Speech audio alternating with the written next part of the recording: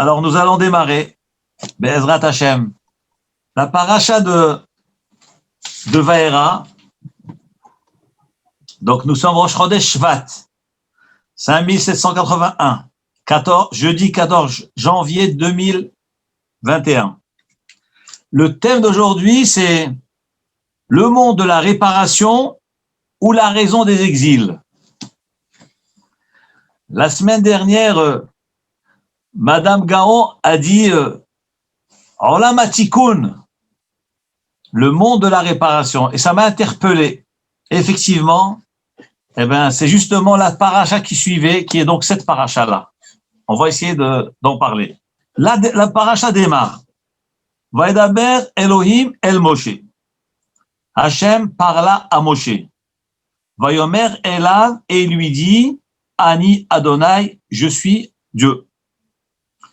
C'est un peu étonnant que la Torah, elle démarre et la Torah nous raconte que Hachem parle à Moshe. Mais jusque-là, toutes les parachutes qui précédaient aussi, Hachem parlait à Moshe. Comment se fait-il que là, on en fait un sujet, tout d'un coup, on a l'impression comme si Hachem avait arrêté de lui parler, maintenant il commence à lui reparler.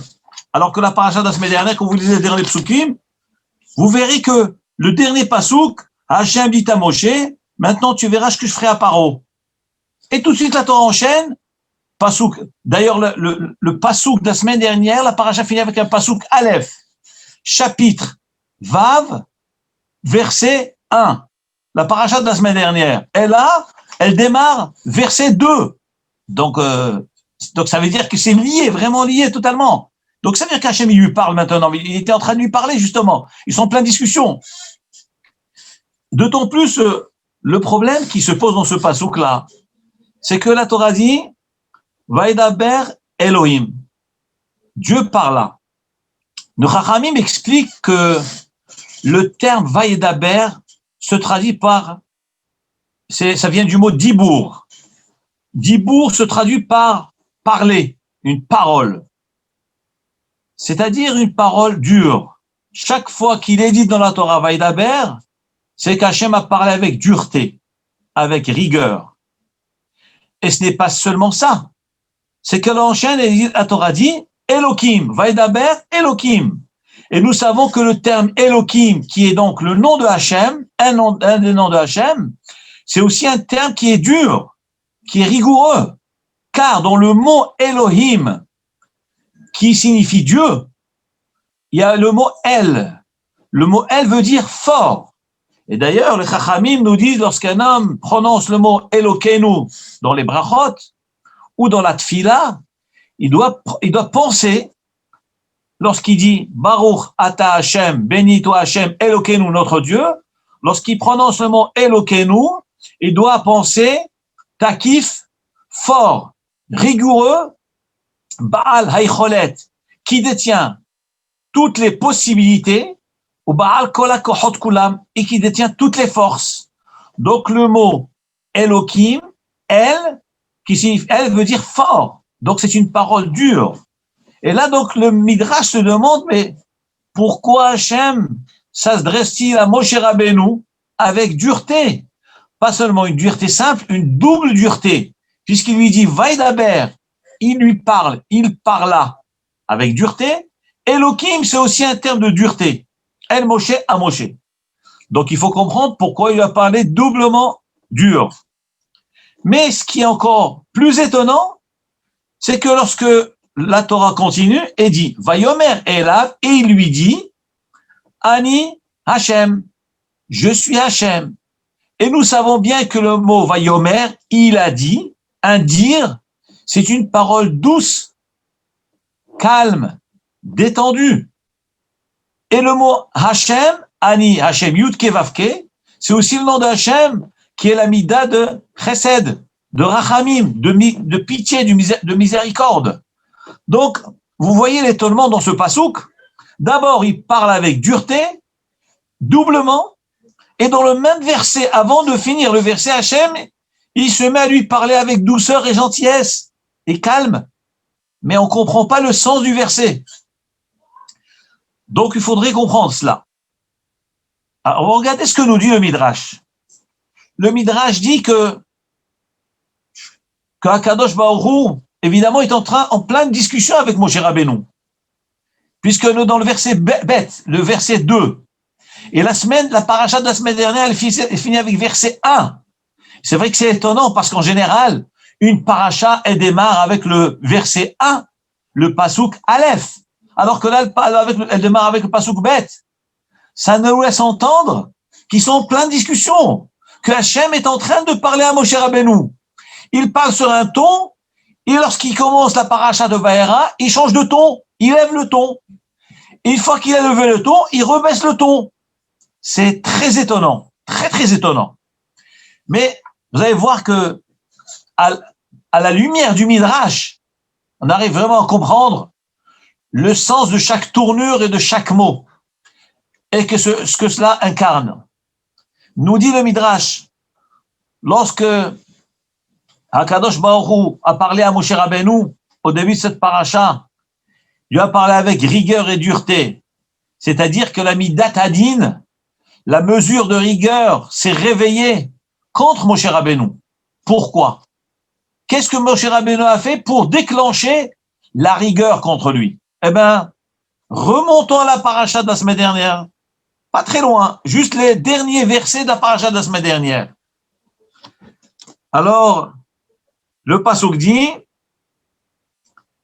le peuple a accablé Moshe Rabbeinu et lui dit, toi Moshe Rabbeinu, t'étais censé venir nous sauver, t'étais parlé au pharaon, et à cause de ce que tu lui as dit, tu l'as énervé, et maintenant il a multiplié ses décrets et ses tsarot.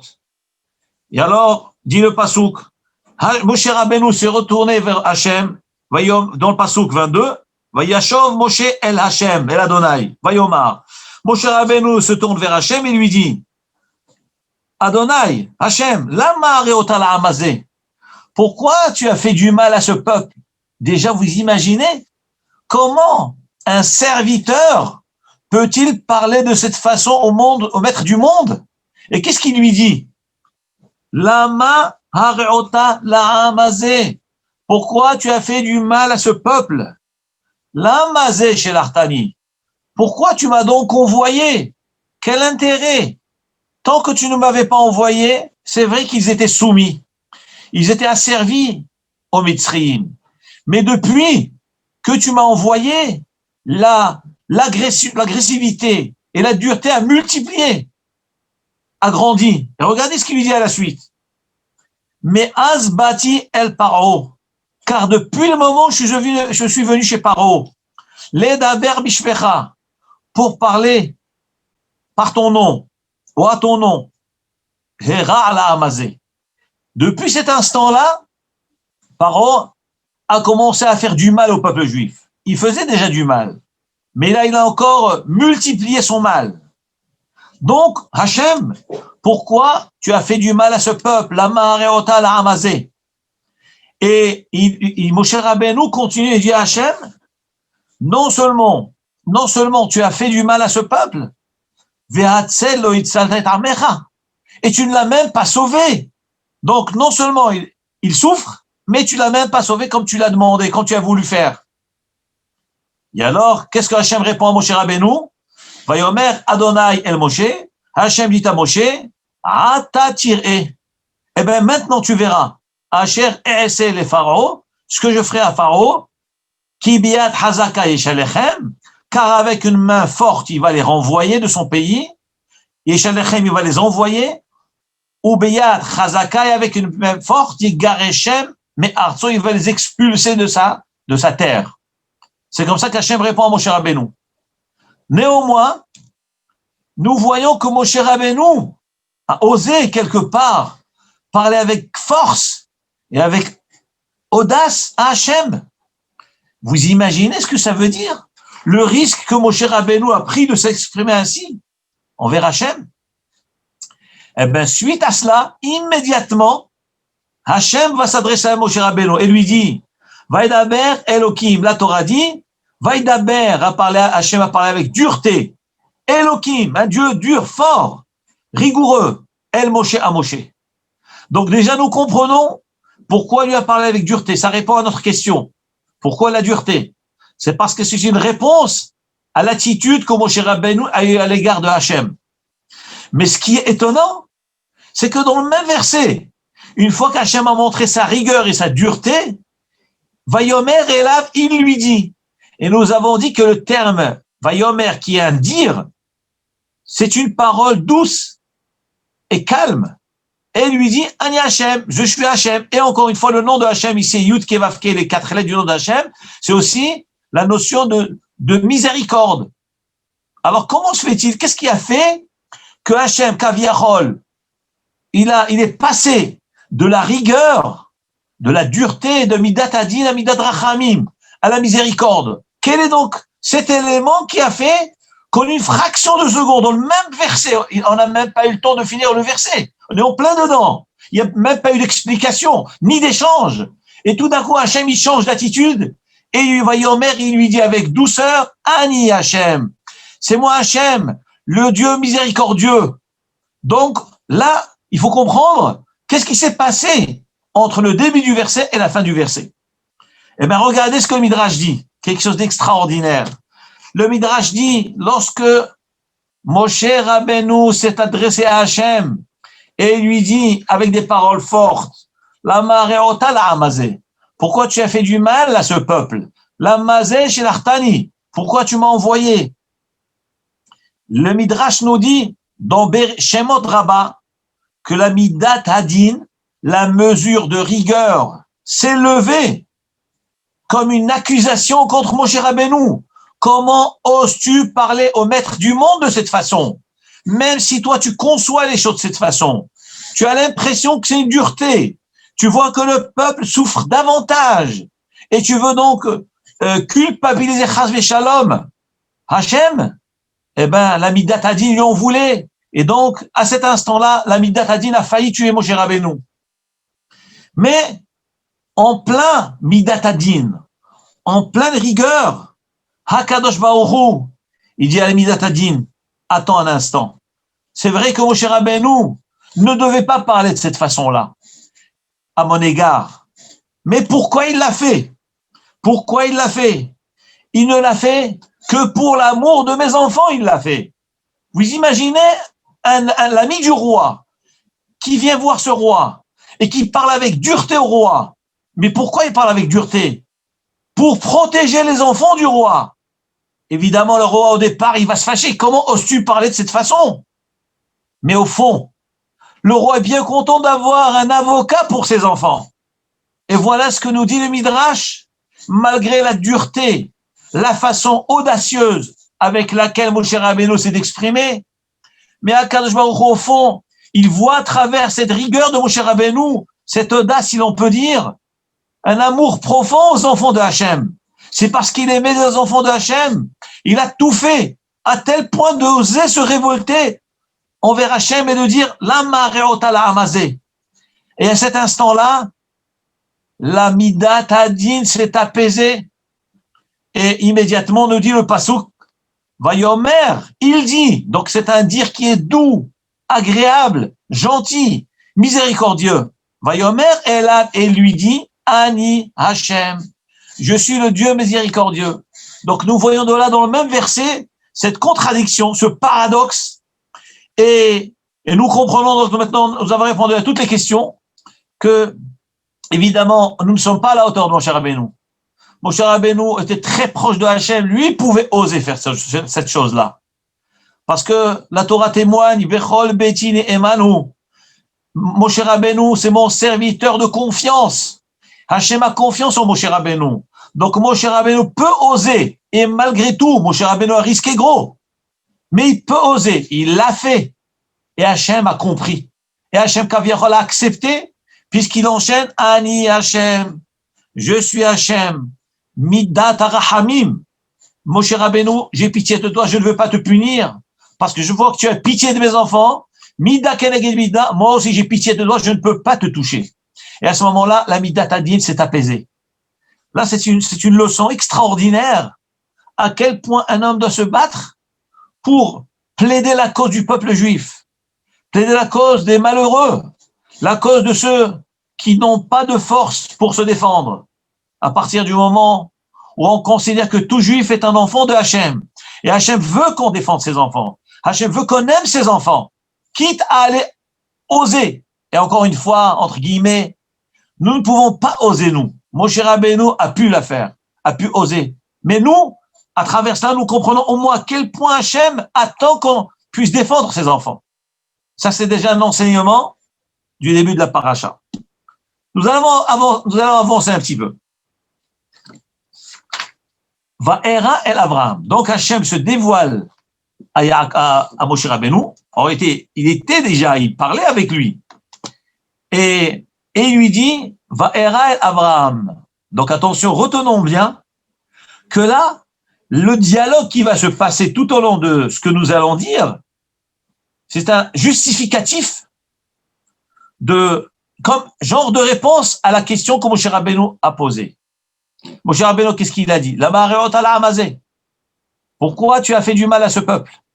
Hachem a Kaviarol fermé les yeux, n'a pas voulu le punir. Et d'ailleurs, vous savez quoi? Quelque chose d'incroyable. Le Midrash dit que, d'après certains commentateurs, Moshe Rabbeinu a été puni. Il n'est pas rentré en Eretz Israël, justement, parce qu'il a parlé de cette façon-là. Vous imaginez? C'est vrai que dans le Passouk, nous voyons que Hachem lui dit, Vayomer elavani Hachem. La Midat Azili s'est apaisée. Néanmoins, dit le Midrash Rabbah, Moshe Rabbeinu a été puni, il n'est pas rentré en Eretz Israël à cause de cela, parce qu'il a osé dire Hachem, la Maréot ala Amazé. Vous allez me dire, alors, où est donc la miséricorde? Pourquoi il est marqué Ani Hachem, Vayomer? Où est la miséricorde? Où est la pitié de Hachem? Réponse, c'est que Moshe Rabbeinu méritait beaucoup plus que ça. Beaucoup plus que ça. Oser parler au roi des rois, il méritait beaucoup plus que ça. Et la miséricorde, c'est qu'Akadosh Baruch Hu l'a laissé vivre à Moshe Rabbeinu. Mais il a été malgré tout puni, qui n'a pas pu rentrer en Eretz Israël. Dans d'autres midrashim, nous voyons que la punition qu'il a eue de ne pas rentrer en Eretz Israël, c'est parce qu'elle était due du fait que Hachem lui avait demandé, lors du besoin d'eau pour le peuple, Hachem a dit à Moshe Rabbeinu, parle au rocher. Et Moshe Rabbeinu a frappé le rocher.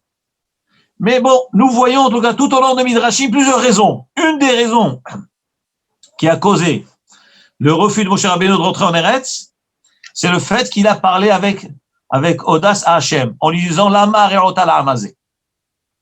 Mais malgré tout, même dans la rigueur, nous voyons la pitié de Hachem. Hakadosh Baruch Hu aurait pu le punir très très fort. Malgré tout, Hakadosh Baruch Hu l'a laissé vivre, parce qu'il savait que c'était pour le caveau du Ham Israël. Mais la punition, il fallait marquer. Dit le Midrash, il a quand même subi quelque chose, Moshe Rabbeinu, Hachem lui a refusé de rentrer en Eretz. Selon ce Midrash-là. La Torah continue. Va'era el Abraham. Donc Hachem est en train de parler à Moshe Rabbeinu et lui dit, tu sais, Va'era el Abraham. Moi, je me suis dévoilé à Abraham, à Yitzhak, Ve'el Yaakov, à Yaakov, Be'el Shaddai, sous le nom de Shaddai.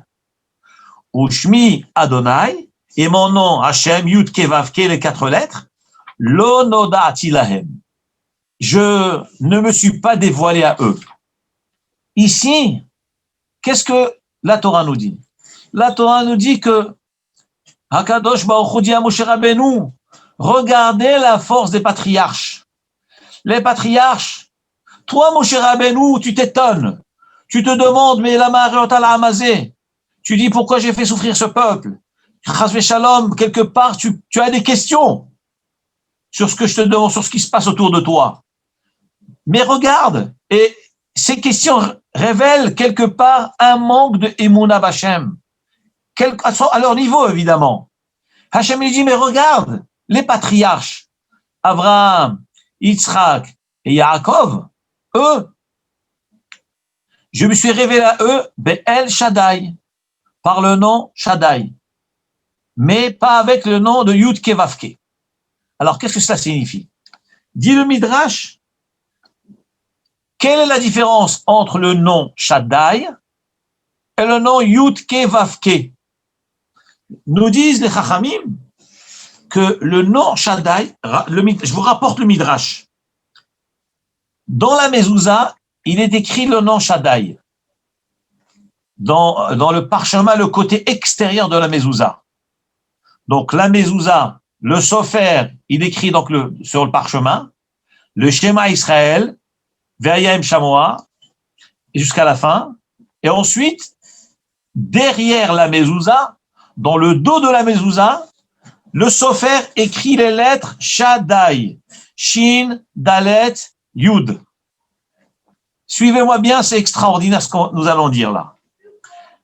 Le Zohar HaKadosh écrit que la lettre Shin, Dalet, Yud, que le sofer, le scribe, écrit sur le dos du parchemin, elle doit être écrite juste sur l'endroit qui correspond à l'intérieur de la mezouza sur lequel est écrit le mot Vehaya. Vehaya im shamoa tishme'un. Pourquoi? Dit le Zohar HaKadosh. Parce que le nom Shaddai, c'est le nom de Hachem.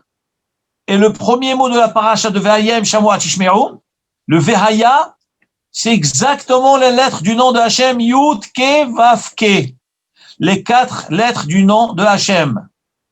Et le sofer, il doit écrire donc le Yud Vehaya à l'intérieur de la mezouza, Vayem Shamoa Tishmeru, dont les lettres sont forme Yud Ke Vav Ke, et le nom Shaddai, il doit être inscrit à l'extérieur de la mezouza, sur le dos de la mezouza, visible à l'extérieur, mais l'emplacement du nom Shaddai de l'extérieur doit correspondre au nom de Vehaya qui est intérieur. Nous révèle Rabbi Shimon Bar Yochai dans le Zohar HaKadosh quelque chose de fantastique. C'est que la mezouza, celui qui a une mezouza al pitro, le Chachamim nous disent, celui qui est mekayem la mitzvah de mezouza, eh ben, son foyer est protégé. Sa maison est protégée. Et d'ailleurs, ça s'est marqué dans le Shulchan Aruch, dans Yoreh De'ah, Ilchot Mezouza. Et le Shulchan Aruch dit, attention, bien que la mezouza a cette force, cette particularité de protéger la maison d'Am Israël, de tout celui qui place la mezouza sur sa porte, malgré tout, un homme doit faire les mitzvot de Hachem, les Shem Shamaim, parce qu'Hachem les a décrétés. Ainsi s'exprime le Shulchan Aruch dans le Chot Mezouza. Tu fais ta mezouza en pensant que je suis en train d'accomplir l'ordre de Hachem. Pas parce que la mezouza va protéger mon foyer. Je le fais parce qu'Hachem a ordonné de mettre la mezouza. Évidemment, la mezouza va te protéger, toi et ta famille. Mais ne le fais pas parce qu'elle te protège. Fais-le parce qu'Hachem te l'a ordonné. C'est une grande différence. Nous dit les Chachamim que les lettres Shaddai, Shin, Dalet, Yud, c'est les initiales en hébreu de 3 mots. Shomer, Daltot, Israël, qui gardent les portes de Israël. Donc vous voyez dans le mot Shaddai, qui est le nom de Hachem, dedans est caché l'effet, la force, la puissance de ce nom-là. Parce qu'il protège le foyer, il protège la maison. Et ce nom-là, c'est un nom qui est correspondant au nom de Hachem, Yud Ke Vav Ke, qui est le Vehaya, qui est écrit à l'intérieur de la mezouza. Le mot Vehaya, c'est les lettres Yud Ke Vav Ke. Dit le Zohar HaKadosh, dit Rabbi Shimon Bar Yochai, la mezouza, c'est une protection extérieure et c'est une protection intérieure.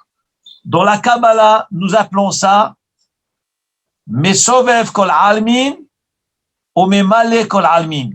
Hakadosh Baruch Hu Kaviachol, c'est une notion, on peut même pas dire une notion. Hakadosh Baruch Hu, c'est une idée, c'est une notion qui, elle, Memale, Mesovev Kol Almin, c'est comme une grande lumière qui entoure, qui enveloppe tous les mondes, tous les univers, tout ce qui existe. C'est-à-dire que l'univers entier il est en Dieu. Dieu porte en lui l'univers entier. Donc c'est ce qu'on appelle Mesovev Kol Almin. Hachem entoure l'univers. Hachem englobe l'univers. L'univers est inclus en lui. Mais une notion, déjà cette notion nous échappe totalement. On peut même pas imaginer ce que ça veut dire. Mais encore plus difficile, malgré la grandeur, l'immensité, l'infini, insaisissable de Hachem, puisqu'il englobe le tout, il est même allé kol almin, il remplit tous les mondes, c'est-à-dire, il est à l'extérieur, il est à l'intérieur. Comment, dans la notion humaine, dans la définition humaine, peut-on concevoir quelque chose qui est tellement grand, qui englobe tout et qui est englobé partout? C'est pas possible, parce que si on est tellement grand, on ne peut que englober, mais on ne peut pas être aussi dans l'intérieur. Mais Akadosh Baruch Hu, il est au-delà de tout cela.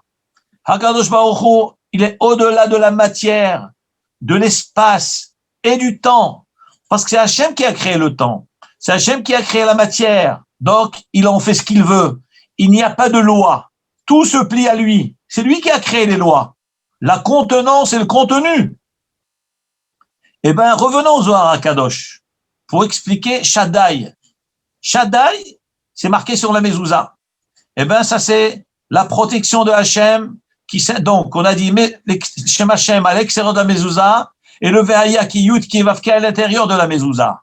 Nous disent les Chachamim dans le Zohar Kadosh dit que Kadosh Baruch Hu, il protège la maison de l'extérieur et il la protège en étant à l'intérieur, à travers la mitzvah de mezouza. Qu'est-ce que ça veut dire à travers? À travers l'obéissance de Hachem. L'obéissance à Hachem. Hachem a ordonné de faire la mezouza. Hachem a demandé de la faire les yeux fermés. Pas chercher d'intérêt. Je obéis à mon maître, au créateur. Eh ben, tu obéis. Eh ben, Hachem, il t'entoure. Et Hachem, il sera avec toi à l'intérieur. Ça, c'est des valeurs extraordinaires. Donc, c'est pour cela que Shana Or dit, il ne faut pas faire la mitzvah de mezouza parce qu'elle nous protège. Il faut la faire parce qu'Hachem nous l'a ordonné. Et justement, Hachem, il nous dit, comme tu vas exécuter mes mitzvot parce que je te l'ai ordonné sans discuter, eh ben, tu pourras jouir de tous les effets, tous les bienfaits que cette mitzvah peut te procurer. Ça, c'est Shem Shaddai. Maintenant, revenons un petit peu à la paracha. Hakadosh Baruch Hu dit à Moshe Rabbeinu, je me suis révélé Abraham, Yitzhak et Yaakov à travers par le nom Shaddai. Mais le nom Hachem, Yud-Ke Vav-Ke, je ne me suis pas révélé à eux. C'est-à-dire que apparemment dans le nom Shaddai, il y a une certaine grandeur. Évidemment, des grandeurs, des valeurs qui nous dépassent de loin. Mais dans le nom Yud-Ke Vav-Ke, il y a encore une plus grande dimension de Hachem. Et alors, Hachem dit à Moshe Rabbeinu, vois-tu Moshe Rabbeinu, moi quand je me suis adressé au patriarche, je ne me suis pas adressé par le nom Yud-Ke Vav-Ke.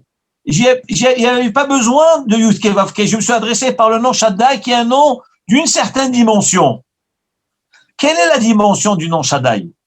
Nous dit le Midrash. Midrash est rapporté dans Avot de Rabbi Nathan, chapitre 38. Perek Lamed Het. Dit Avot de Rabbi Nathan. D'où vient le mot Shaddai? Dit Avot de Rabbi Nathan. Lorsqu'Akadosh Baruch Hu a créé l'univers, il a créé notre monde, il a créé notre terre, c'était l'expansion. Mais pas comme les scientifiques le disent. Hakadosh Baruch Hu était à la base de tout. Même si scientifiquement on parle du Big Bang, Hakadosh Baruch Hu est à la base du Big Bang, s'il y a un Big Bang. À la base de la première molécule. Et à travers cette molécule qu'Akadosh Baruch Hu a créée, l'univers, il y a eu l'expansion. Eh bien, nous dit Rabbi Nathan, dans son Prakim Pirkei de Rabbi Nathan, le monde s'est développé d'une manière spectaculaire,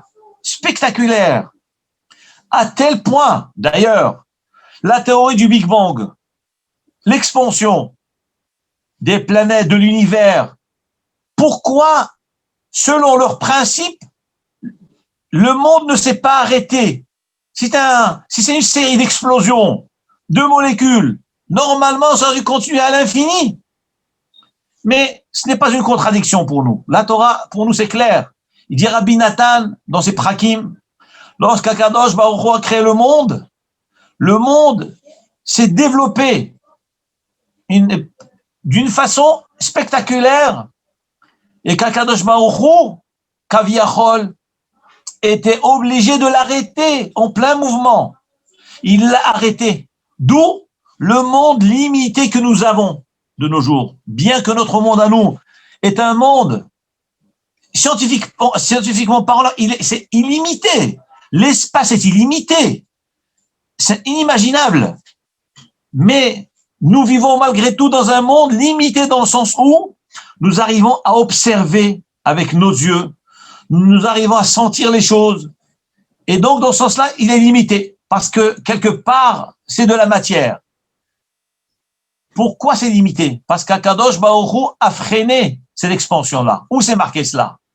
Nous dit Rabbi Nathan, Akadosh Baruch Hu, lorsqu'il a vu que le monde se développait d'une manière spectaculaire, il a dit, arrête-toi. Et pour cette raison-là, il s'appelle Shaddai, parce que le mot Shaddai, dit Rabbi Nathan, She'amar le'olamo dai. Hakadosh Baruch Hu a dit à son monde, arrête-toi là. Arrête-toi là. Hakadosh Baruch Hu l'a arrêté. Je me suis posé une question. Là maintenant, ça vient de m'arriver. Je dis ce que Manshama me dicte. Mais pourquoi Hachem a arrêté l'expansion du monde?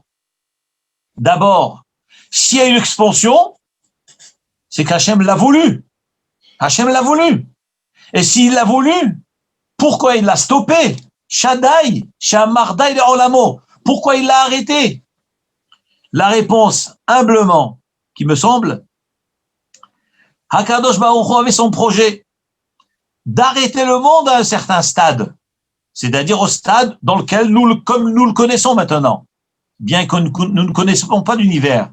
Mais si on arrive avec toute la technologie à aller au fin fond de toutes nos capacités et prétendre que nous arrivons à la fin à limiter le monde, délimiter, eh ben, pourquoi Hakadosh Baruch Hu l'a délimité? À la base, Hakadosh Baruch Hu, c'était son programme de créer un monde qui va donc se développer, et dans son programme aussi était de le freiner. Pas qu'Hachem a changé d'avis. Hachem ne change pas d'avis. Hachem n'est pas un humain qui change d'avis. Alors, pourquoi Hachem l'a arrêté? S'il fallait le laisser continuer, il faut le laisser continuer. S'il fallait l'arrêter, donc il fallait le créer petit et puis s'arrêter là. La réponse est, il l'a arrêté, c'est pour nous, c'est une leçon pour l'humanité entière, pour nous montrer, malgré l'immensité de ce monde, on peut toujours, chas v'shalom, penser, il aurait pu être beaucoup plus grand que ça. Bien que déjà dans le monde, on n'arrive pas à cerner le monde. On n'arrive pas à cerner l'univers. On est perdu, on a le vertige. Lorsqu'on voit l'univers, lorsqu'on parle de trous noirs, lorsqu'on parle des galaxies, mais on se perd, on a le vertige. Mais malgré tout, au fin fond de l'esprit de l'homme, avec son orgueil et sa prétention, l'homme pourra toujours dire, mais en fin de compte, on n'a pas les instruments pour arriver à la fin de ce monde, mais en réalité, si on avait les instruments, on aurait vu que le monde est limité. Donc, Dieu est limité. Hakadosh Baruch Hu a voulu nous montrer, il n'y a pas de limite. En heker litvunato. Il n'y a pas de limite à sa chokhma. Il n'y a pas de limite à sa force et à sa puissance. Voilà pourquoi Hachem, au moment de la création, il crée un monde tout en expansion et il l'arrête au milieu. Il dit arrête-toi là. C'est parce que ça fait partie du programme. Le monde limité, parce qu'Hachem voulait nous montrer, il voulait un monde limité pour nous. Pourquoi il l'a arrêté? Pour nous montrer qu'il aurait pu faire plus. Donc ça fait partie de la leçon qu'Hachem nous donne. Et tout cela est caché dans le nom de Dieu Shaddai. Shaddai, regardez la grandeur du mot Shaddai. She'amar le'olamodai. Et Rabbi Nathan, il dit dans les Prakim, Pirkei de Rabbi Nathan, Avot de Rabbi Nathan, il dit que de la même manière qu'Akadosh Baruch Hu, il s'appelle Shaddai. Pourquoi il s'appelle Shaddai? Parce que Shin et Dai, chez Amar, Dai, qui a dit au monde, arrête-toi, que Hachem aussi fasse en sorte qu'ils disent, arrêtons les tsarot du Ham Israël, chez Omar, Dai, les tsarot, et non. Qu'Hachem arrête nos souffrances. Donc, dans le même nom de Hachem, nous voyons la force de Hachem, l'expansion, l'immensité, le freinage qu'Hachem a fait, et nous voyons à travers ça aussi une prière envers Hachem, qu'on dit Hachem, comme toi Hachem, tu sais arrêter le monde, tu peux aussi arrêter les tsarot pour tes enfants. Épargner des tsarot. Ça, c'est le mot Shaddai. Maintenant, vous allez me dire, mais Hachem, il ne s'est dévoilé à Avot qu'avec le nom Shaddai, c'est-à-dire, quelque part, un nom d'une certaine dimension. Ou je mets Hachem, mais mon nom Hachem qui est beaucoup plus grand, l'onodati lahem, je ne me suis pas révélé à eux. Nous disent les Chachamim, regardez Rashi dans le Chumash, lorsque vous prenez Rashi sur cette paracha, il dit Rashi, Be'el Shaddai, je me suis révélé à eux avec mon nom Shaddai. Qu'est-ce que ça veut dire le nom Shaddai? Hiftahtim aftahot. Moi, Hachem, je leur ai promis des promesses. J'ai promis à Abraham, Yitzhak, Yaakov, que Israël sera eux, que la descendance d'Abraham sera très grande descendance. Et à travers le mont Shaddai, mais je n'ai pas encore réalisé ma promesse. C'est-à-dire que dans le nom Shaddai, Kaviachol, on voit une dimension de promesse, mais pas, on voit pas à travers le mot Shaddai la réalisation des promesses. Voilà ce que dit Rashi. Qu'est-ce que ça veut dire? Nous dit le Midrash que bien que dans le nom Kaviachol Shaddai, nous voyons le promesse de Hachem, la force de Hachem, mais nous voyons pas une réalisation du nom de Hachem, la réalisation des promesses de Hachem. Malgré tout, les patriarches ne se sont pas posé de questions. Ils ont été ma'amin b'Hachem, ils sont restés attachés à Hachem. C'est ça, Ushme Hachem le nodati lahem. Mais vous avez demandé comment ça se fait qu'on souffre, Moshe Rabbeinu il dit la marota la hamazé, etc. Et Hachem, qu'est-ce qu'il va lui dire? Eh bien maintenant, je vais me dévoiler à toi avec mon nom Yud Ke Vav Ke. C'est pour ça qu'il est marqué dans le Pasuk, Vayemer Elav Ani Adonai. Hachem il dit à Moshe Rabbeinu, je suis Hachem, Yud Ke Vav Ke. Donc là, nous voyons effectivement qu'Akadosh Baruch Hu s'adresse à Moshe Rabbeinu et avec le nom Yud Ke Vav Ke. Nous disent les Chachamim, qu'est-ce qu'il y a de plus fort dans Yud Ke Vav Ke qu'il n'y avait pas de Shakai? Ben dans Yud Ke Vav Ke, déjà nous voyons la notion de temps. Dans les lettres Yud Ke Vav Ke, il y a les trois temps. Le Hove Haya, Hove Veiye. Il était, il est, il sera. Donc dans les lettres Yud Ke Vav Ke, nous avons la combinaison et la conjugaison et la jonction des trois temps à la fois. Le passé, le présent et l'avenir. C'est-à-dire que la dimension du nom de Hachem, à travers Yud Ke Vav Ke, révèle la grande puissance de Hachem. Il était avant tout, il est parmi tout le monde, il sera après le tout. C'est-à-dire, c'est une puissance extraordinaire, quelque chose qui nous dépasse. Ça, c'est Ani Hachem. Je suis Hachem. Le Talmud, dans le traité de Avodah Zarah, nous dit que, dans la page 18, nous parle d'une histoire de Rabbi Hanina ben Teradion. Rabbi Hanina ben Teradion, c'était un des 10 martyrs, des 10 chachamim qui ont été exécutés par les Romains. Et l'Agmara nous dit, mais comment se fait-il que Rabbi Hanina ben Teradion a été exécuté par les Romains? Pourquoi il a été condamné à cette mort terrible d'être enroulé dans un Sefer Torah et jeté dans le feu? Il a brûlé dans le feu. Pourquoi il a mérité ça?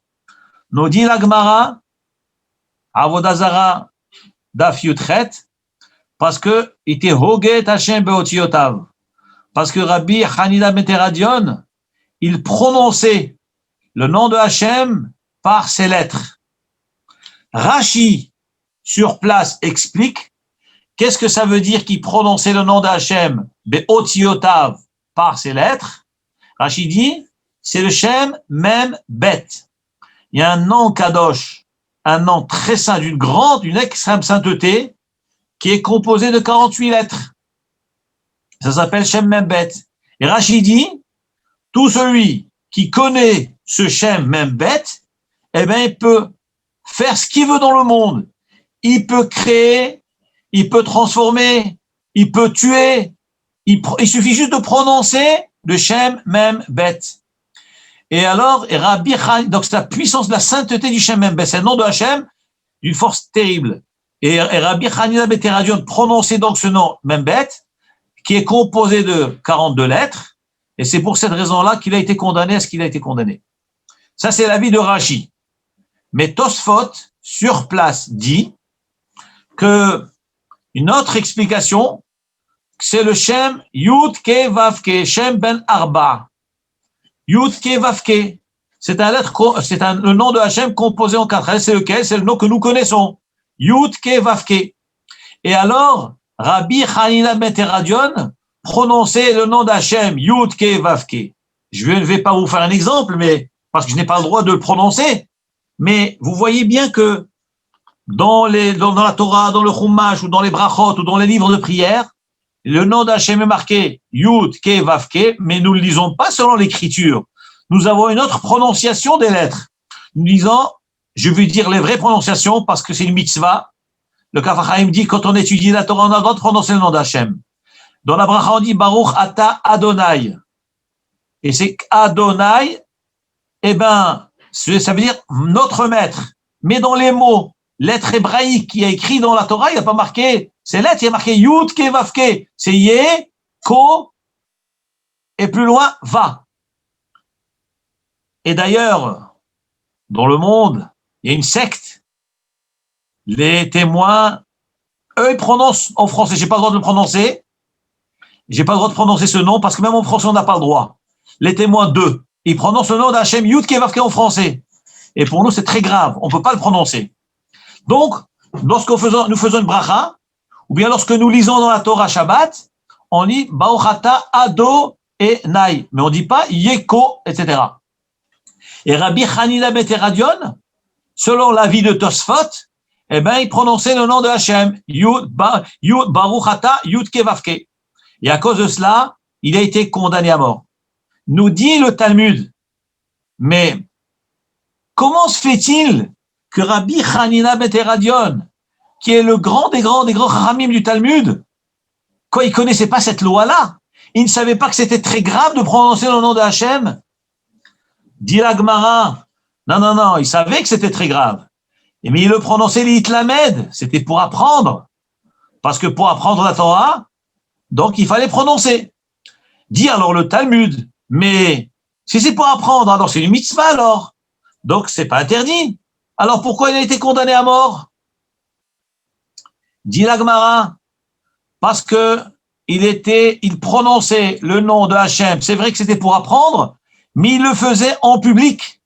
Il le faisait en public. Et ça, c'est quelque chose de très grave. Parce que le fait de prononcer le nom d'Hachem en public, les lettres du nom de Hachem en public, c'est manquer du kavod au nom de Hachem. C'est pour ça que nous disons, nous, Baruch Hachem, on dit Hachem. La traduction du mot Hachem veut dire le nom. Parce qu'on peut pas dire le nom de Hachem, Yud Ke Vav Ke. On peut pas le dire. Donc lui, comme il le disait en public, donc il a été condamné à ce qu'il a été condamné. Donc nous voyons la sainteté du nom de Hachem.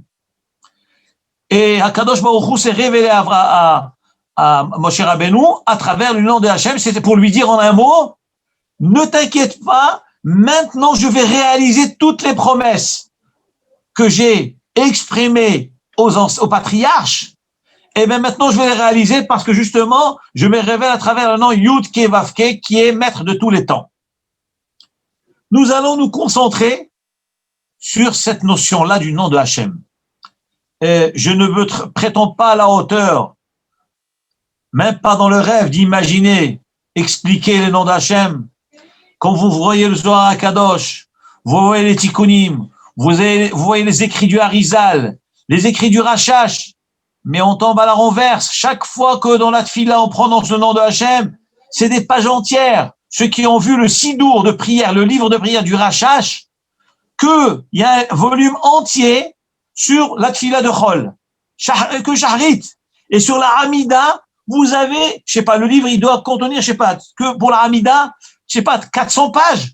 Chaque nom de Hachem, il y a des centaines de fois le nom de Yudke Vavke, combinaisons différentes, mais c'est des choses incroyables, ça nous dépasse. Mais restons terre à terre. Restons terre à terre. Pourquoi?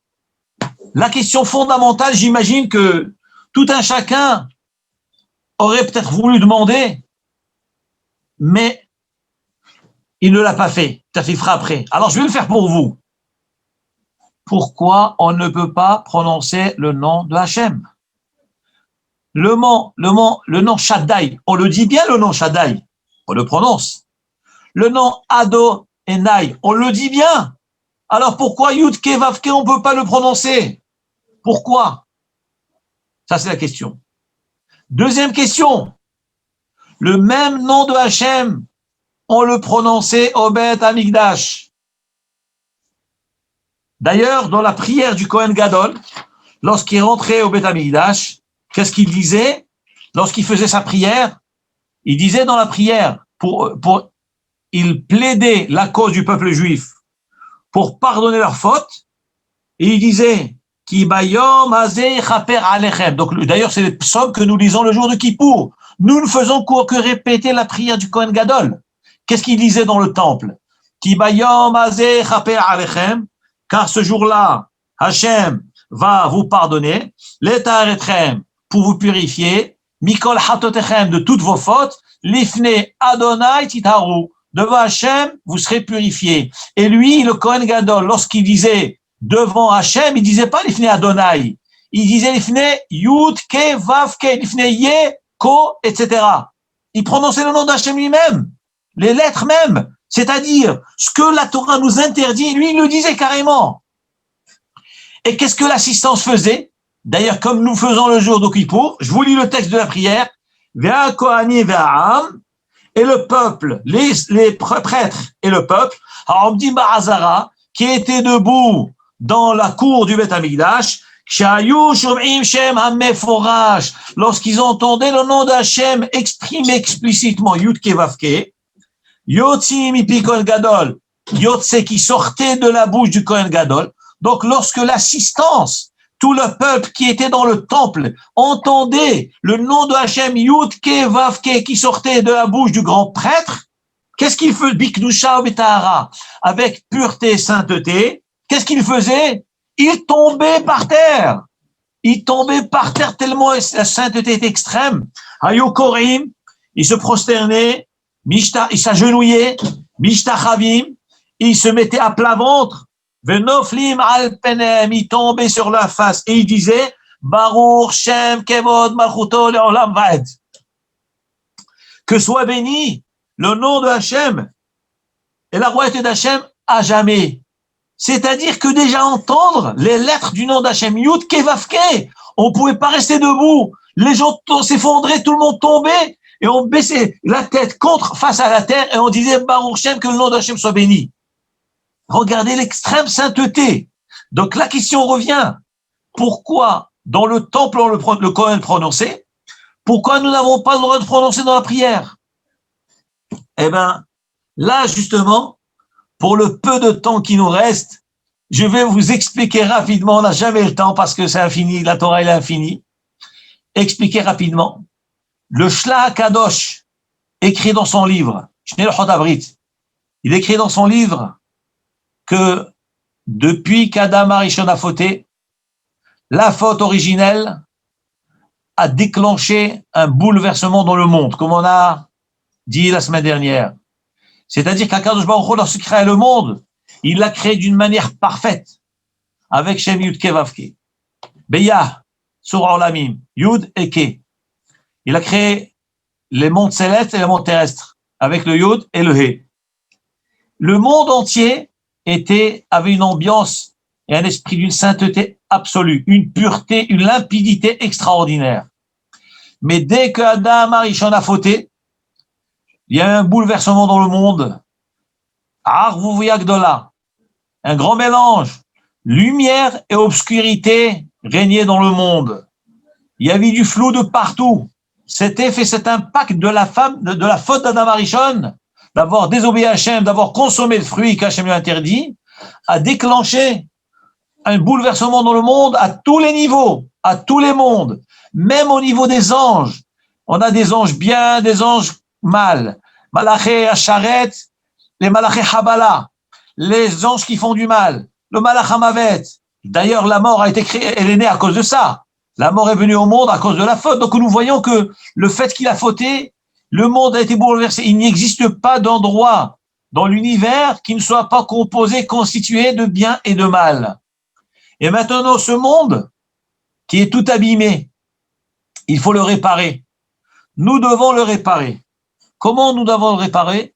Eh bien, c'est à travers toutes les générations, à travers les mitzvot, les tarek mitzvot, à travers les patriarches. Et d'ailleurs, il est marqué dans le Midrash, il rapporte, ça s'est rapporté dans le Shla HaKadosh.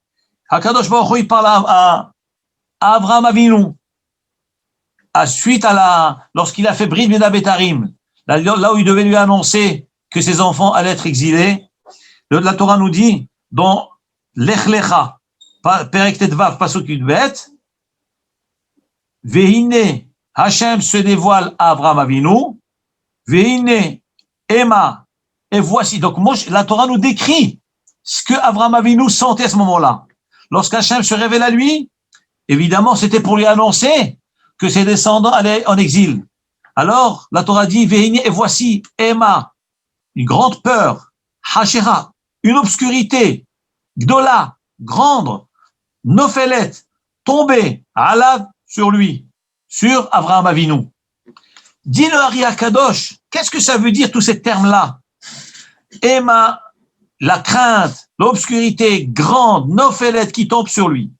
Là, nous disent les Chachamim que Emma, ça fait allusion, donc tous ces 4 éléments, ça fait allusion à des générations différentes où l'humanité a fauté, l'humanité a abîmé alors qu'elle était censée réparer la faute d'Adam Arishon.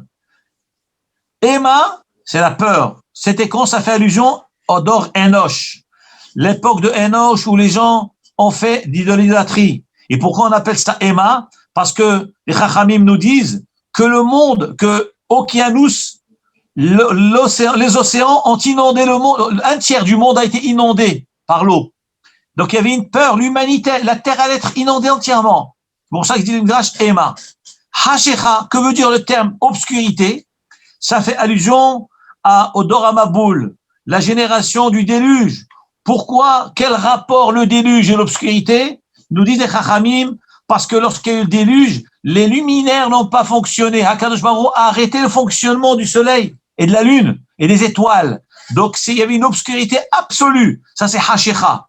Gedola, c'est quoi le terme? Grand, grande, ça fait allusion à l'époque d'Oraflaga, l'époque de la révolte avec Nimrod, lorsqu'ils ont construit la tour de Babel pour déclarer la guerre à Hachem. Et là-bas, il y a marqué Migdal. Migdal, c'est une tour, ça vient du mot Gadol. Donc, Gedola, ça fait allusion à la génération de l'époque de Haflaga, de la révolte.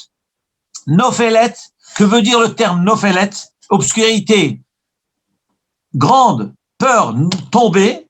Nophelet, ça fait allusion à Sedom Va'amora, parce qu'il y a marqué là-bas, Hukka Basan Verim, parce que Nophel veut dire tomber, c'est marqué que l'époque, c'était comme des aveugles à l'époque de Sedom Va'amora.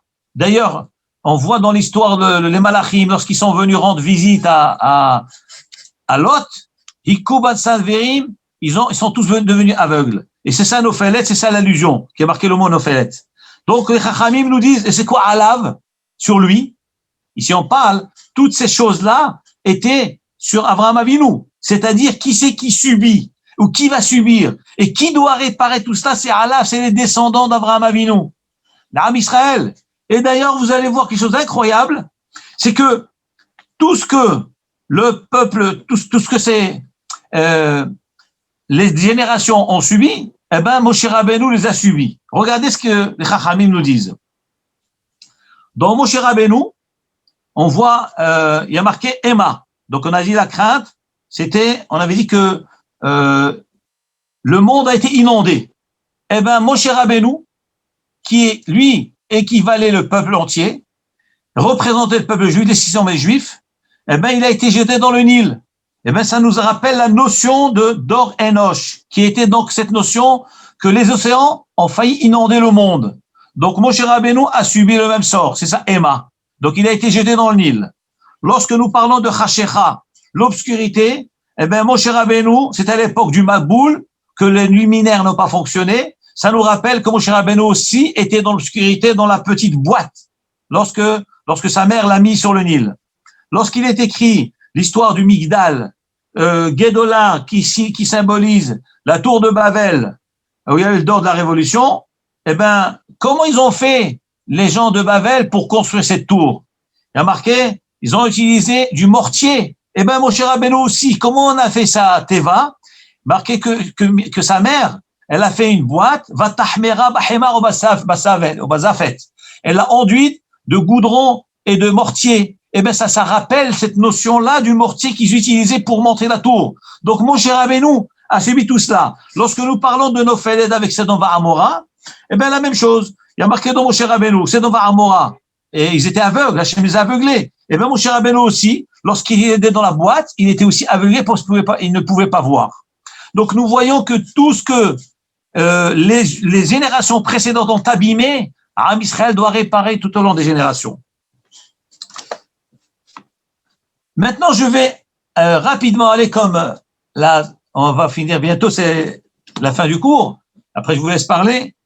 Vous allez voir la correspondance et les réparations tout au long de ces parachiotes-là, comment les réparations se font. Comme d'ailleurs, la semaine dernière, Madame Gaon a parlé de Olam HaTikun, le monde de la réparation. Vous allez voir, à travers ces versets, effectivement, qu'est-ce que ça veut dire le monde de la réparation et de quelle façon nous réparons le monde. Adam Arishon a fauté. Il a eu 2 enfants, Hevel et Caïn.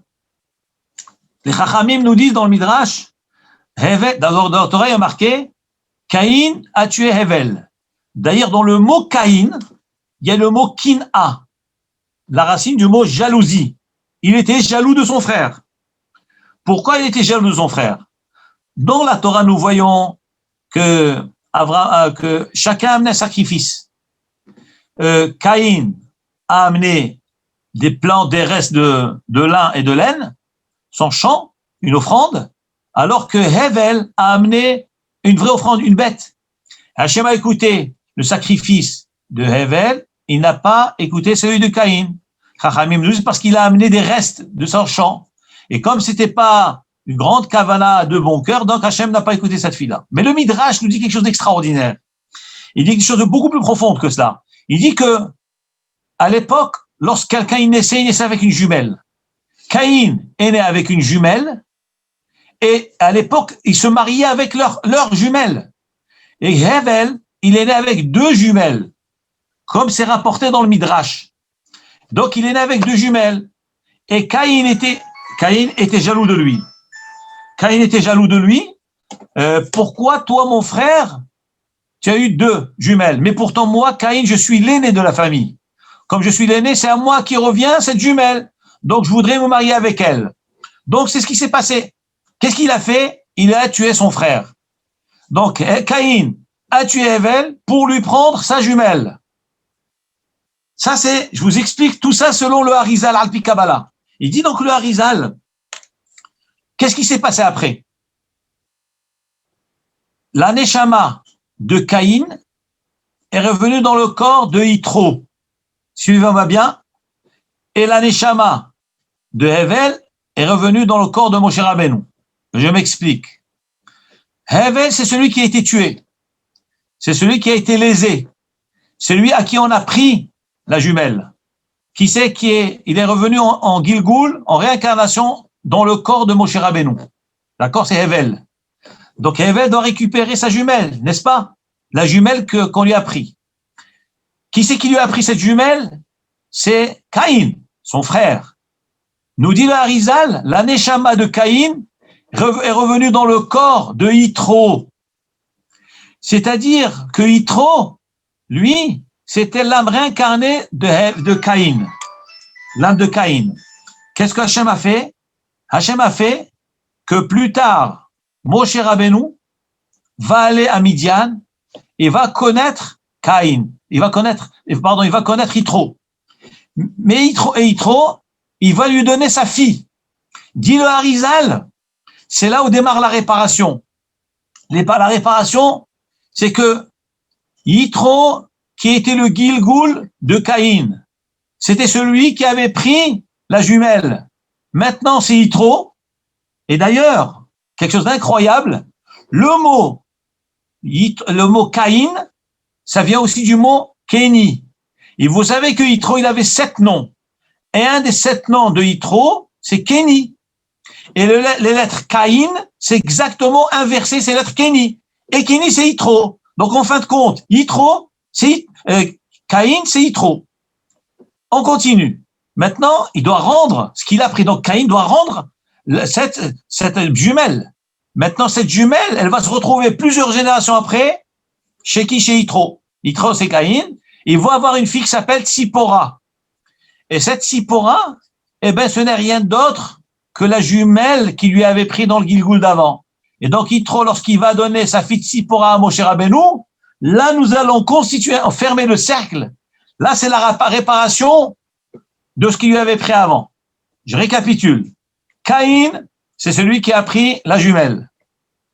Hevel, c'est celui qui a été tué. Qu'est-ce qu'Hachem a fait?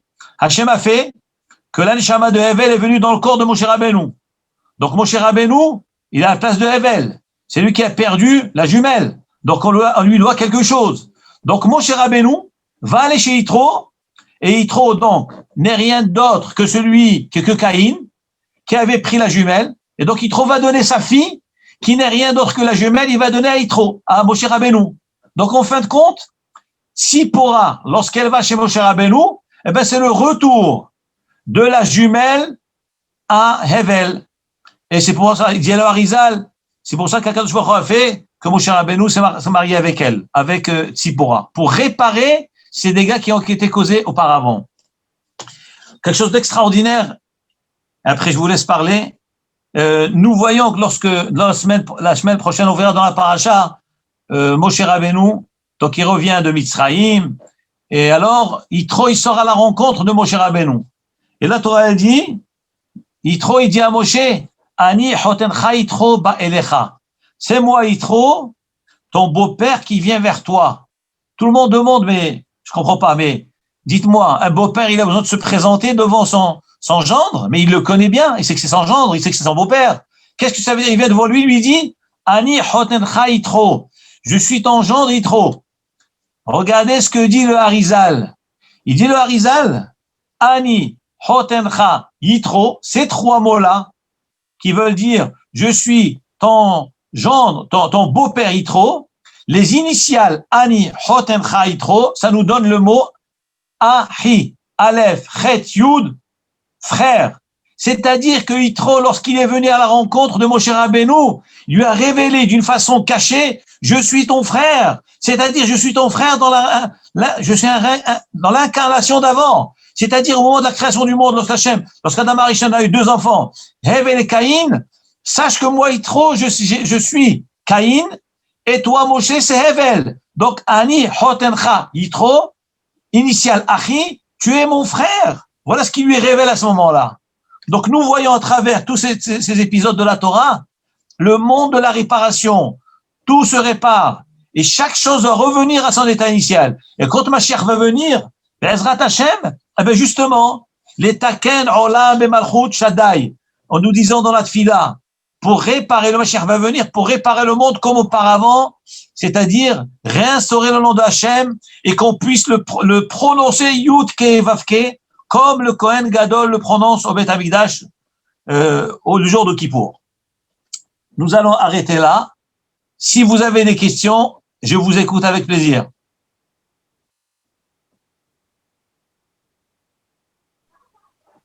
Bonsoir, Rayon. Merci beaucoup. On voit que Moshe Rabbeinu avait une relation très particulière avec Akadosh Baruch Hu. Et on voit une chose, c'est que Moshe Rabbeinu se permet d'avoir une façon de parler à Kadosh Baruch Hu qui est parfois un peu étonnante, un petit peu, comment dire, un peu forte, un peu osée. Et c'est vrai qu'il a demandé à Kadosh Baruch Hu de rentrer dans Eretz Israël. Et il a commencé à comment dire, marchander son entrée et essayer de négocier son entrée en le suppliant et en demandant et en priant jusqu'à ce qu'il accepte. Il aurait pu arriver à faire décider à Kadosh Baruch Hu de le laisser rentrer. Mais Kadosh Baruch Hu lui a dit arrête-toi et ne me demande plus. Ne prie plus, n'insiste pas. Ouais. Pourquoi Moshe Rabbeinu n'a pas été plus loin? Il aurait pu peut-être modifier son destin. La question est très bonne. Elle est très très bonne. Il faut savoir que Hakadosh Baruch Hu avait ses raisons. Pourquoi Moshe Rabbeinu ne devait pas rentrer en Eretz?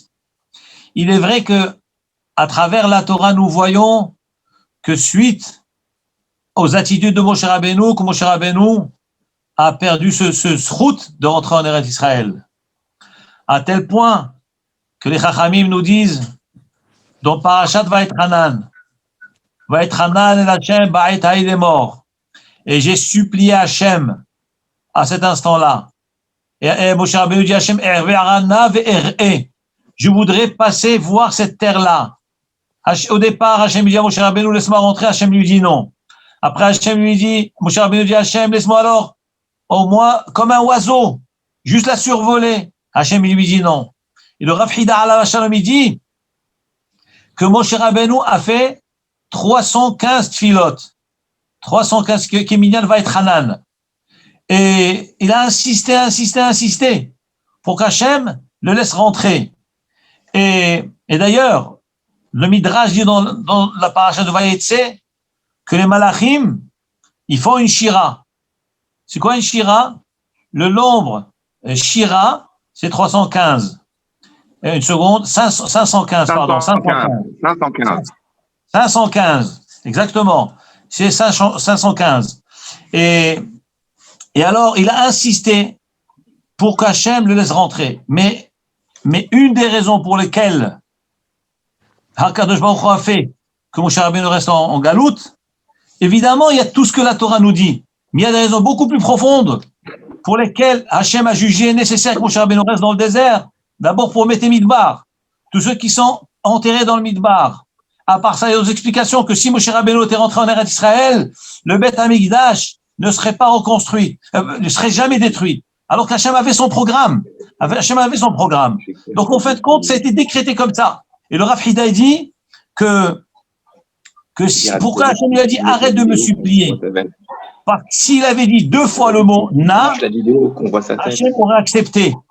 Et pourquoi? Parce que nous voyons Moshe Rabbeinu a dit je t'en supplie, laisse-moi passer là-bas. Et le Rav Hida dit alav shalom que s'il avait répété 2 fois le mot na, Hachem aurait été obligé d'accepter. Où est-ce que nous voyons lorsqu'on répète dans une prière 2 fois na, c'est accepté? On voit quand Myriam a été frappée de lèpre, Moshe Rabbeinu a prié pour elle, et qu'est-ce qu'Hachem a dit? Elle, na, refa, na, la. 2 fois je t'en supplie, avec insistance, et Hachem il l'a guéri. Donc, dit le Rav Hida, que si Moshe Rabbeinu avait rajouté un autre na, Hachem aurait accepté. Mais Hachem ne voulait pas. Et d'ailleurs, c'est pour ça qu'il y a marqué Eberana Veree. Une seule fois, il y a marqué le mot na. Parce que Hachem avait ses raisons. Hachem ne voulait pas que Moshe Rabbeinu rentre en Eretz Israël. À part les raisons que le Midrash, la Torah nous dit, parce que nous voyons à travers les Midrashim. Selon ce qu'on a dit aujourd'hui, c'est parce que il a parlé avec audace. Selon dans les Psukim, plus tard nous verrons que c'est à cause du fait qu'il avait frappé le rocher, ainsi de suite. Donc il y a plusieurs raisons qui s'ajoutent. Mais Hachem, dans son programme, voulait que Moshe Rabbeinu soit enterré dans le désert. Autre chose que j'ai entendu de Rav Yosef alav shalom, Pourquoi Moshe Rabbeinu a été enterré dans le désert? Extraordinaire, écoutez ça. Moshe Rabbeinu, non seulement il a donné sa vie pour Hachem, toute sa vie, mais même sa mort, il l'a donné pour Hachem. Où est-ce que nous voyons qu'il a donné même sa mort? Il a donné pour l'Am Israël, pardon. Parce que, où est-ce que nous l'avons, où est-ce qu'Hachem l'a enterré? Il y a marqué, moul bet peor. Il l'a enterré, Bagaï, moule, face à Bet Peor. Qu'est-ce que c'est Peor? Nous savons que Peor, c'est une idole des Mitzrayim. Et cette idole-là, le rituel consistait à faire ses besoins devant elle.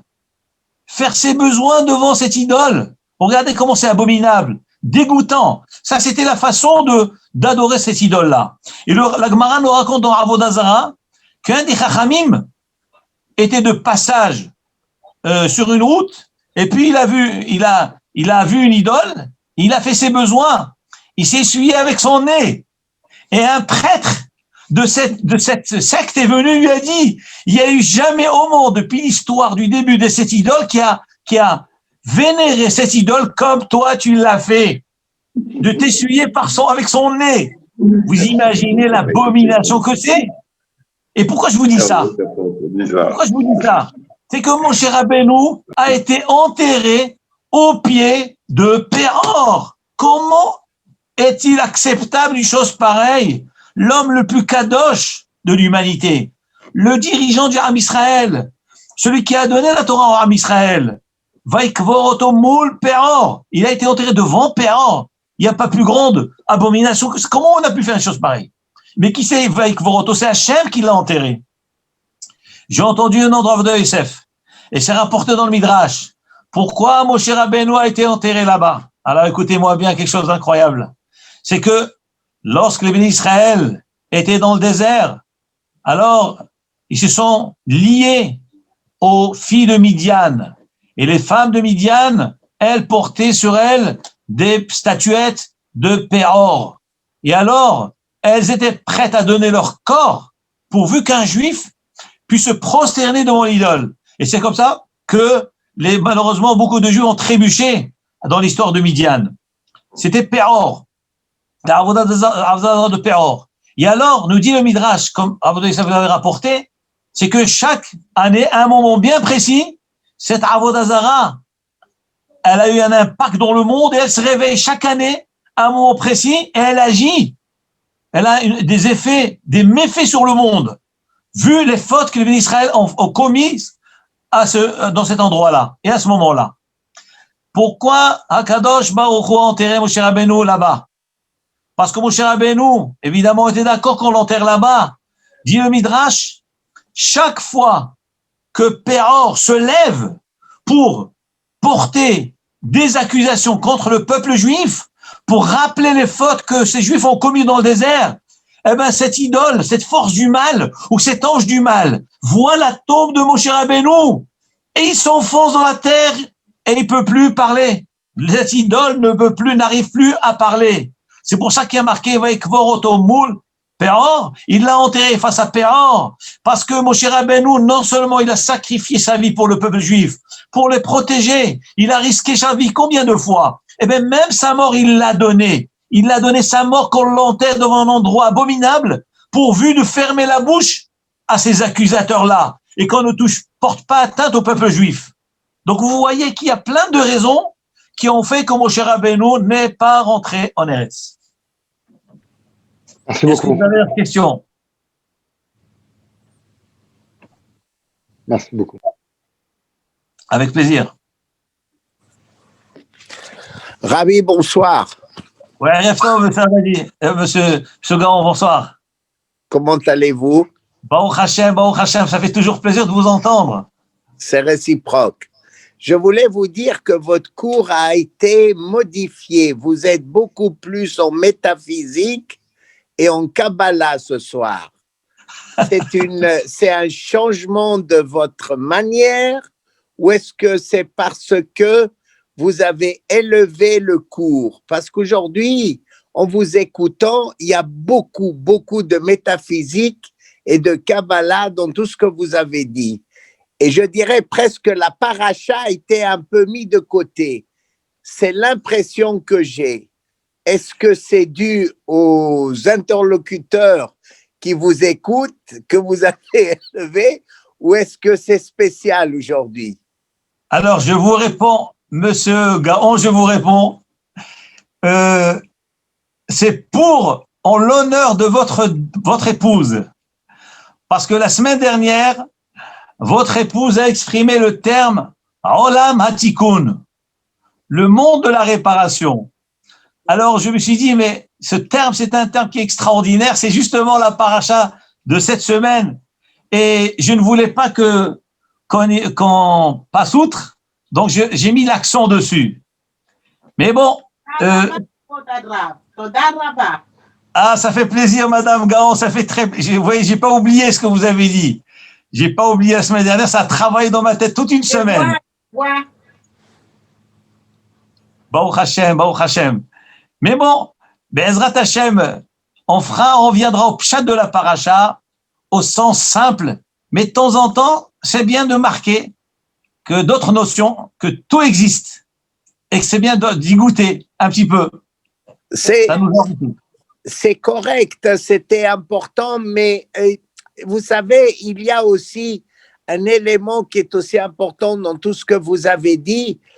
Je pense que Hachem, dans le pardon, lorsque Moïse lui a parlé et que Moïse a demandé des choses d'une manière, je dirais, un peu difficile par rapport à la grandeur d'Hachem, je pense que chacun de nous a le droit de demander, si vous vous rappelez, la semaine passée, je vous l'ai dit, si nous demandons très fort, nous avons aussi quelque chose qui nous est écouté par rapport à nos prières. Donc, quelque part, c'est peut-être un message de demander lorsqu'on a besoin de demander et qu'Hachem, souvent, dans mon cas et dans ce que j'ai vécu et vu, eh bien, s'accomplit. À vous. C'est vrai. Ce que vous dites est totalement vrai, mais quand même une petite remarque. Tout dépend de la tournure de l'expression de la prière. De quelle façon on s'exprime? Lorsque vous venez devant Hachem, vous insistez, Hachem, je t'en supplie, aie pitié de moi, aide-moi, etc. Ça se comprend au contraire. C'est comme ça qu'il faut prier. C'est comme ça qu'il faut demander. Mais le problème ici, c'est que Moshe Rabbeinu, sa façon de demander, c'était autre chose. Il dit Lama re'ota la'am hazeh. Comment as-tu pu faire du mal à ce peuple? Nous, on n'aurait pas osé dire à Hachem ça. Et on ne peut pas dire à Hachem, pourquoi tu m'as envoyé? Et que depuis que tu m'as envoyé, ils ne font que souffrir. Vous comprenez? Ça, c'est trop fort. Donc, on ne peut pas demander de cette façon-là. Par contre, ce que vous avez dit est vrai, et je l'appuie, je l'atteste, que nous devons demander, insister et supplier Hachem. La preuve, le Talmud nous dit dans le traité de Brachot, il est écrit dans un verset, Kave el Adonai, Hazak v'yametz libecha ve'kave el Adonai. Ce verset, nous le lisons tous les jours dans la prière du matin, après Ashrei. Nous lisons ce verset-là. Le Talmud demande sur ce verset, pourquoi il est dit deux fois Kave? Kave el Hachem, espérons Hachem, Chazak, fort, v'yametz libecha, et que ton cœur se renforce. Ve'kave el Hachem, et espérons Hachem. Vous voyez les termes forts qu'il y a dans ce verset-là. Donc, nous voyons qu'il faut espérer fort et demander à Hachem fort. Mais le Talmud demande pourquoi il est dit deux fois Kave et Kave. Répond le Talmud, c'est que si un homme, il espère en Hachem, Chazak, fort, il est courageux, il demande, mais il voit qu'il n'aboutit pas à son résultat. Il n'aboutit pas à une réponse. Sa tfila apparemment n'est pas acceptée. Dit le Talmud, Vekavel Hachem. Tu dois redemander, reprier Hachem, supplier Hachem. Donc nous voyons justement que nous devons demander sans arrêt Hachem. Hachem, je t'en kavel Hachem, Vekavel Hachem. Donc ça appuie ce que vous avez dit. Mais la différence, elle est, nous devons quand même rester humbles et pas oser devant Hachem. Nous sommes ces sujets nous sommes ses serviteurs, nous devons lui demander avec humilité. On peut insister, mais avec humilité. Moshe Rabbeinu, c'était spécial. Lui, c'était Bechol Betin Emalhu, c'était Ben Baït. Lui, c'est un membre de la famille, c'est de la maison de Hachem. Lui, il pouvait. Vous comprenez? Donc, c'est pas ce que vous dites. Le message est bien reçu. Rosh Chodesh Tov et Shabbat Shalom, Rabbi. Hazak ou Baruch, monsieur Gaon. Baruch Hachem pour toutes vos questions et vos interventions, ça me fait très plaisir. Et pour votre dame aussi, qu'elle sache que Baruch Hachem, tout ce cours, ça s'est déclenché quand elle m'a dit on a Matikoun. Donc dans ma tête, ça a travaillé. Baruch Hachem, on a besoin on est ensemble. Chacun l'un donne à l'autre. Baruch Hachem. Baruch Hachem. Amen. Amen. Amen. Baruch Hachem. Est-ce qu'il y a encore d'autres questions? Bon, en tous les cas, Hazak ou Baruch, pour votre patience, de m'avoir écouté presque 1h30. Que Hachem vous donne une bracha ve'atzlacha, une réussite dans tout ce que vous allez entreprendre, une bonne santé pour toutes vos familles, toutes nos familles, la paix dans le monde, et qu'on s'approche de plus en plus de Hachem, et qu'on puisse mériter très bientôt Geoula Kerova, et que des bonnes nouvelles pour tout l'Am Israël. Amen. Shabbat Shalom. Et à la semaine prochaine, Be'ezrat Hachem. Merci beaucoup. Shabbat Shalom. Chodesh Tov. Chodesh Tov et Borach. Merci beaucoup. Avec plaisir. Magnifique. Hazak ou Baruch. Hazak. Merci.